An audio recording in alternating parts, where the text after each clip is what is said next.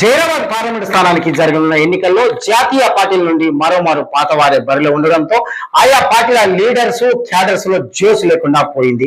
ఒకరు sitting MP కాగా మరొకరు మాజీ ఎంపీ. ప్రధాన పార్టీలైన కాంగ్రెస్, బీజేపీ, బీఆర్ఎస్ నుంచి కొత్త అభ్యర్థులు రంగంలోకి ఉండే అవకాశం ఉందని రాజకీయ పండితులు, ప్రజలు భావించినా వారి అంచనాలు తలక్రిందులయ్యాయి. మూడోసారి పోటీలో సురేష్ షెట్కార్ కాంగ్రెస్ పార్టీ మాజీ ఎంపీ సురేష్ షెట్కార్ కు మూడోసారి అవకాశం కల్పించింది. 2009 ఎన్నికల్లో కాంగ్రెస్ పార్టీ తరఫున పోటీ చేసి గెలుపొందారు. అప్పటి ఎన్నికల్లో బీఆర్ఎస్ అభ్యర్థిగా పోటీ చేసిన యూసుఫ్ ఆలీపై 19,400 ఓట్ల మెజారిటీతో గెలుపొందారు. 2014 ఎన్నికల్లో మరోమారు టికెట్ కేటాయించింది ఆ పార్టీ. ఆ ఎన్నికల్లో బీఆర్ఎస్ తరఫున మొదటిసారి ఎన్నికల బరిలో దిగిన కామారెడ్డి జిల్లా జుక్కల్ నియోజకవర్గానికి చెందిన బీబీ పాటిల్ చేతిలో ఓటమి పాలయ్యారు. సురేష్ షెట్కార్ పై బీబీ పాటిల్ కు 1,44,631 ఓట్ల మెజార్టీ లభించింది. 2019 ఎన్నికల్లో సురేష్ షెట్కార్ కు టికెట్ ఆశించిన అధిష్టానం నిరాకరించింది. ఎల్లారెడ్డికి చెందిన మదన్ మోహన్ రావుకు టికెట్ కేటాయించగా స్వల్ప ఓట్ల తేడాతో ఓటమి పాలయ్యారు. సురేష్ షెట్కార్ ఎంపీగా ఉన్నప్పుడు ప్రజలకు దూరంగా ఉన్నారనే విమర్శలు ఎదుర్కొన్నారు. జహీరాబాద్ నియోజకవర్గానికి పెద్దగా చేసిందేమీ లేదనే అభిప్రాయం వ్యక్తమవుతుంది. తాజాగా టికెట్ దక్కించుకోవడంతో ప్రజల్లోకి వెళ్లి ఎలాంటి హామీలు ఇస్తారన్న దానిపై పార్టీ శ్రేణులు, ప్రజలు ఆసక్తిగా ఎదురు చూస్తున్నారు. బీబీ పాటిల్ 2 సార్లు గెలిచిన క్యాడర్ కు దూరం. జైరాబాద్ పార్లమెంటు స్థానం నుంచి బీఆర్ఎస్ పార్టీ తరఫున పోటీ చేసి 2 పర్యాయాలు బీబీ పాటిల్ గెలుపొందిన క్యాడర్ కు పూర్తిగా దూరంగా ఉన్నారనే విమర్శలున్నాయి.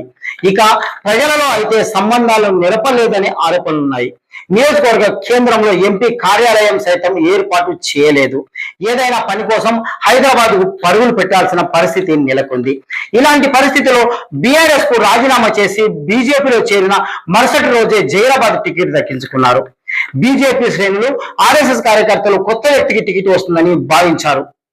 కానీ దీంతో బీజేపీ అధిష్టానం మాత్రం పార్టీ మారిన వ్యక్తికే టికెట్ ఖరారు చేయడం క్యాడర్ను తీవ్ర నిరాశకు గురి చేసింది. ఇప్పుడిప్పుడే పార్టీ శ్రేణులను దారికి తెచ్చుకున్న పనిలో పడ్డారు బీబీ పాటిల్. 2014 ఎన్నికల్లో 1,00,000కు పైగా ఓట్ల మెజారిటీతో ప్రస్తుత కాంగ్రెస్ అభ్యర్థిపై బీబీ పాటిల్ గెలుపొందారు. 2019లో మాత్రం మదన్ మోహన్ పై సుమారు 6,000 పైచీలకు ఓట్లతో గట్టెక్కారు బీబీ పాటిల్. ఇక మూడవ అభ్యర్థి గురించి మాట్లాడుకునే ప్రయత్నం చేద్దాం. గాలి అనిల్ కుమార్ బీఆర్ఎస్ పార్టీ నుండి స్థానికేతరునికి అవకాశం. జైరాబాద్ ఎంపీ అభ్యర్థిగా బీఆర్ఎస్ పార్టీ తరఫున గాలి అనిల్ కుమార్ పేరును ప్రకటించింది బీఆర్ఎస్ పార్టీ. పడంచేరు ప్రాంతానికి చెందిన వ్యక్తి కావడంతో పార్టీ క్యాడర్ కు పరిచయం లేకుండా పోయింది.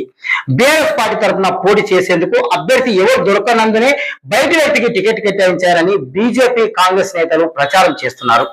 గాలి అనిల్ కుమార్ జైరాబాద్ ప్రాంతవాసి అని, మొగడంపల్లి మండలంలోని మాడ్గిలో ఓటు హక్కు ఉందని, వ్యవసాయ భూములు, ఇల్లు ఉందని బీఆర్ఎస్ నేతలు కౌంటర్ ఇస్తున్నారు. ఇటీవల అసెంబ్లీ ఎన్నికల్లో సంగారెడ్డి జిల్లాలోని జహీరాబాద్ అసెంబ్లీ స్థానంలోనే బీఆర్ఎస్ పార్టీ గెలుపొందింది.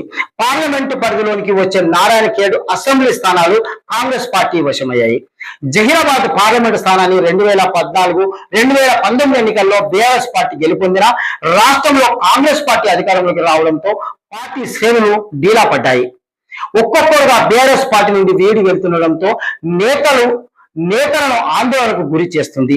ఇది జహీరాబాద్ పార్లమెంటు పరిధిలోని వివిధ పార్టీల అభ్యర్థులు, వారి భవితవ్యం తేల్చే ప్రజలు ఎటువైపు మొగ్గు చూపుతారనేది వేచి చూద్దాం.